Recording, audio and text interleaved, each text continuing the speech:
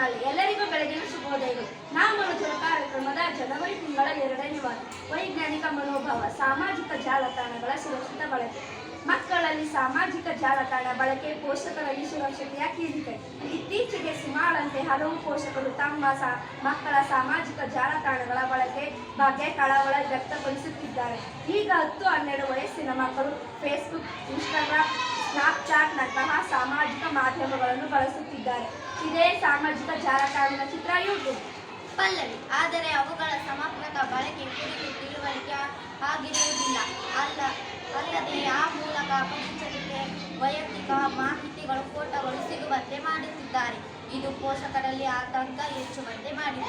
ಇದೇ ಸಾಮಾಜಿಕ ಜಾಲತಾಣಗಳ ಚಿತ್ರ ಫೇಸ್ಬುಕ್. ಅರ್ಚನಾ.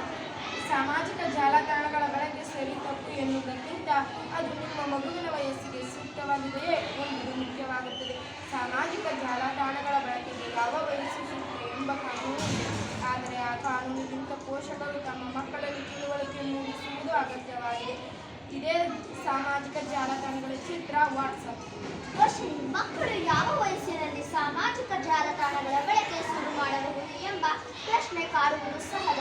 13 ವರ್ಷ ದಾಟಿದ ಮಕ್ಕಳು ಸಾಮಾಜಿಕ ಜಾಲತಾಣಗಳನ್ನು ಬಳಸಬಹುದು ಎನ್ನುತ್ತದೆ children online privacy and protection act COPPA ಎಂದು ಕರೆಯುತ್ತಾರೆ.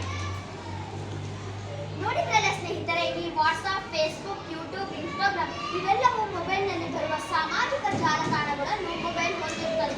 ಹಾಗಾಗಿ ಇನ್ನು ಮುಂದೆ ನಿಮ್ಮ ಮಕ್ಕಳನ್ನು ಮೊಬೈಲ್ನಿಂದ ದೂರವಿರಿಸಿ ಇವೆಲ್ಲವೂ ಮೊಬೈಲ್ನಲ್ಲಿ ಲಭ್ಯವಿರುತ್ತದೆ. ತಮ್ಮೆಲ್ಲರಿಗೂ ಧನ್ಯವಾದಗಳು. Thank you so much students.